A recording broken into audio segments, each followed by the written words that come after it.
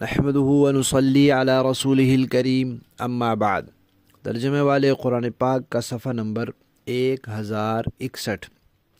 29واں پارہ، سورہ قلم، دوسرا رکوع، آخری آیات، آیت نمبر 46 تا 52۔ اعوذ باللہ من الشیطان الرجیم، بسم اللہ الرحمن الرحیم۔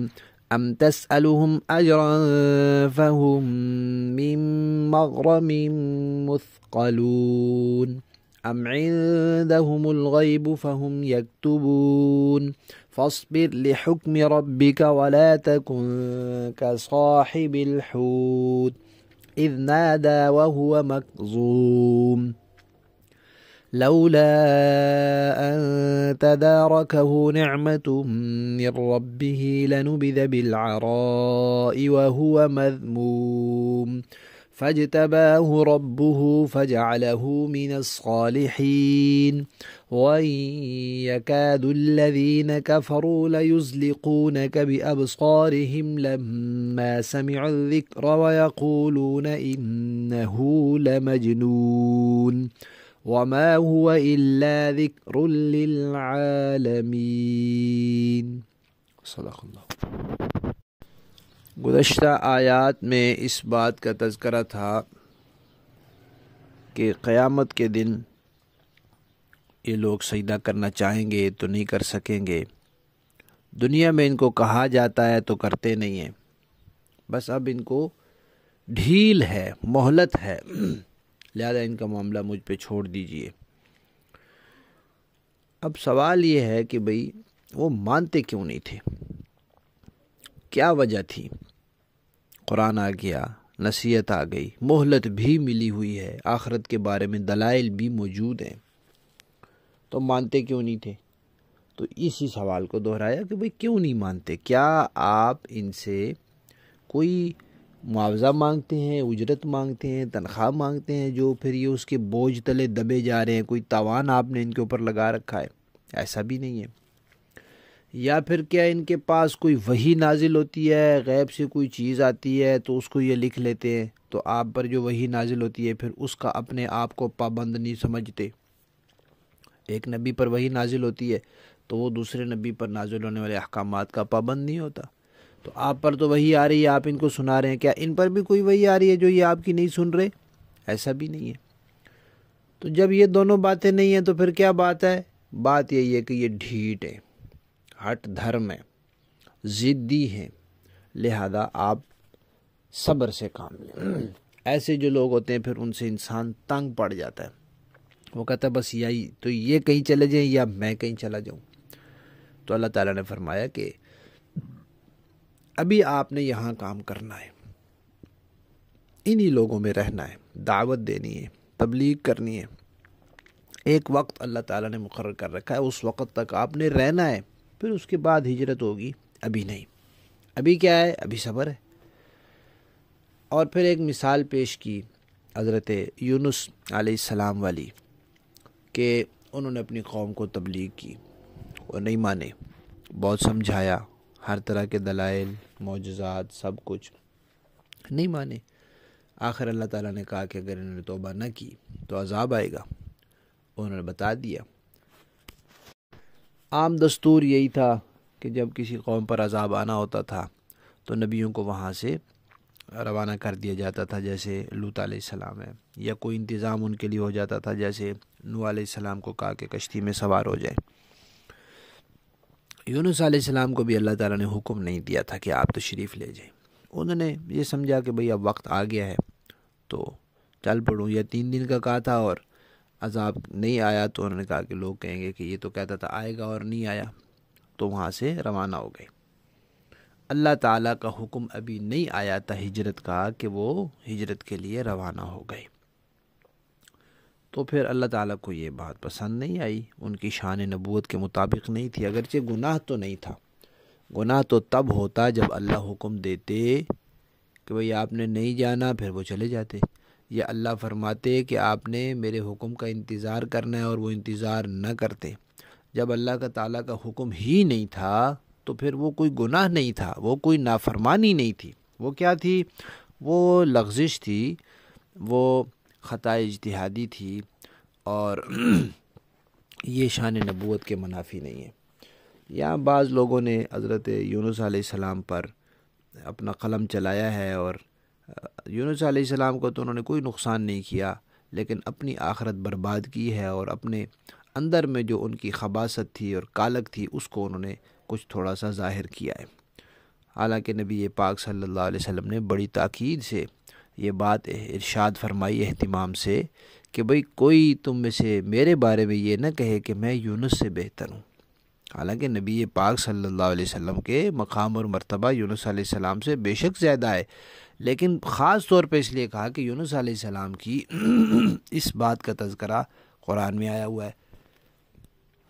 اب کوئی آدمی یونس علیہ السلام کا تذکرہ ایسے انداز سے نہ کرے جس سے جو ان کی شان نبوت کے مطابق نہ ہو۔ تو ایک امتی کو تو صحابی کے بارے میں کوئی بات کہنے کا حق نہیں ہے، چاہے جائے کہ وہ نبیوں کے بارے میں باتیں کہے، تو یہ انسان کی بڑی ہی بدبختی کی بات ہوتی ہے، اور ایسے بدبخت بھی دنیا میں پیدا ہوئے ہیں، اور کئی پیدا ہو کے مر بھی گئے ہیں اور اب بھگت رہے ہوں گے اپنی سزا۔ اللہ تعالیٰ امت کو ایسے لوگوں کے پیچھے چلنے سے محفوظ رکھے جو انبیاء، صحابہ، فقہا یا اللہ کے نیک بندوں سے بدظن ہوتے ہیں اور دوسروں کو بدظن کرتے ہیں یا ان کی بے ادبیاں کرتے ہیں۔ اللہ تعالیٰ ہمیں اعتدال، صراط مستقیم، راہ حق اور ادب و احترام نصیب فرمائے۔ تو یونس علیہ السلام کو پھر مچھلی کے پیٹ میں رہنا پڑا، اور پھر مچھلی کے پیٹ سے جب وہ نکلے تو اس حالت میں نہیں تھے کہ وہ پھر آرام سے زندہ رہ سکتے۔ یہ اللہ کا فضل تھا، اللہ کا کرم تھا کہ اس حالت کے باوجود اللہ نے ان کو زندہ رکھا، اللہ نے ان کے لیے انتظام کیا۔ تو یہاں نبی پاک صلی اللہ علیہ وسلم کو اللہ تعالیٰ نے فرمایا کہ بھئی آپ صبر کریں اور مچھلی والوں کی طرح نہ ہو جائیں۔ جب وہ غم سے گھٹے ہوئے تھے، یعنی مچھلی کے پیٹ میں تھے، ایک تو یہ کہ بھئی قوم ایمان نہیں لائی، اس میں اتنی پریشانی، دوسرا یہ کہ عذاب کا کہا تھا ان کو تو عذاب نہیں آیا، تیسرا یہ کہ بغیر اجازت حکم کے بغیر ہی میں آ گیا تو اب مچھلی کے پیٹ میں رہنا پڑا۔ تو یہ سب غم، اور پھر اللہ تعالیٰ کو انہوں نے پکارا، تو اللہ تعالیٰ نے پکار سنی اور ان کو معاف کیا، ان کی اس لغزش کو بھی معاف کیا، اور ان کو ان کا مرتبہ اللہ نے بڑھا دیا، زیادہ کر دیا۔ اب یہاں کوئی بدبخت لکھے کہ ان سے فریض رسالت میں کوتاہی ہو گئی تھی۔ فریض رسالت تو فرض ہوتا ہے بھائی، نبی دنیا میں آتا ہی اس مقصد کے لیے۔ فریض رسالت میں کوتاہی کا مطلب یہ ہے کہ جس مقصد کے لیے دنیا میں نبی آیا تھا وہی مقصد اس میں پورا نہیں ہوا، تو پھر تو یہ نبی پر صرف الزام نہیں، اللہ پر ہے کہ اللہ نے ایسا بندہ منتخب کیا جو اپنے مقصد کوئی پورا نہیں کر سکا۔ کتنے بدبخت لوگ ہیں وہ جو یہ سوچتے نہیں اور ایسی باتیں لکھ دیتے ہیں۔ تو یونس علیہ السلام کے بارے میں فرمایا کہ آپ ان کی طرح نہ ہو جائیں، کہ وہ غم سے گھٹے ہوئے تھے، پھر انہوں نے اللہ تعالیٰ کو پکارا، اور جب وہ مچھلی کے پیٹ سے نکلے تو اتنے کمزور ہو چکے تھے کہ ان کا زندہ رہنا مشکل تھا۔ اللہ نے ان کو زندہ رکھا اور ان کا مرتبہ بڑھایا، اور انہیں ان سے بھی بڑے، یعنی انبیاء میں بھی تو مرتبے ہیں نا، پہلے سے بھی اونچے مرتبے کے صالحین میں ان کو شامل کر دیا۔ سبحان اللہ، ایسی بات کہ جس میں اللہ نے ان کو اور بھی اونچے مرتبے پہ پہنچا دیا۔ اب نبی پاک صلی اللہ علیہ وسلم کو فرمایا کہ جب آپ قرآن پڑھتے ہیں نا، تو یہ کافر لوگ جب قرآن سنتے ہیں تو یہ گھوریاں ڈالتے ہیں، گھور گھور کے دیکھتے ہیں، تیز تیز نگاہوں سے دیکھتے ہیں۔ ان کا مقصد یہ ہوتا ہے کہ آپ گھبرا جائیں اور قرآن سنانا چھوڑ دیں، تو آپ نے نہیں چھوڑنا، ان کو گھوریاں ڈالنے دیں، ان کو تیز نگاہوں سے دیکھنے دیں۔ یہ چاہتے ہیں کہ آپ کو آپ کے مقام سے پھسلا دیں، یعنی آپ قرآن سنانا چھوڑ دیں، اور پھر آوازیں کستے ہیں۔ آپ کو تو مجنون کہتے ہیں، نعوذ باللہ پاگل کہتے ہیں، اور اس قرآن کے بارے میں باتیں کرتے ہیں۔ تو جب قرآن کے بارے میں وہ باتیں کرتے تھے تو نبی پاک کو بڑا دکھ ہوتا تھا، بہت غم پہنچتا تھا۔ ظاہر بات ہے قرآن کے بارے میں بات ایک عام مسلمان نہیں برداشت کر سکتا، تو نبی پاک کیسے برداشت کر سکتے تھے؟ لیکن اللہ نے فرمایا کہ یہ دعوت اور تبلیغ کا مرحلہ ہے، آپ نے صبر سے کام لینا ہے۔ باقی یہ لوگ قرآن کو کچھ بھی کہتے رہے، حقیقت یہ ہے کہ یہ قرآن سارے جہان والوں کے لیے نصیحت ہے۔ آپ صبر کریں، یونس علیہ السلام کی طرح آپ ابھی جانے کا ارادہ نہ کریں۔ وہ تو انہوں نے تو ارادہ کر لیا تھا جانے کا اور نکل پڑے تھے، آپ نے ابھی نکلنے کا ارادہ نہیں کرنا، آپ کے ابھی جانے کا وقت نہیں آیا۔ لفظی معنی دیکھیے جی، ام کیا تسألہم آپ ان سے مانگتے ہیں، سوال کرتے ہیں، اجرن کوئی اجرت، کوئی معاوضہ، فہم تو وہ لوگ من مغرم مثقلون اس کے تاوان سے دبے جا رہے ہیں، ام یا پھر عندہم ان کے پاس الغیب کوئی غیب کا علم ہے، کوئی وحی آتی ہے،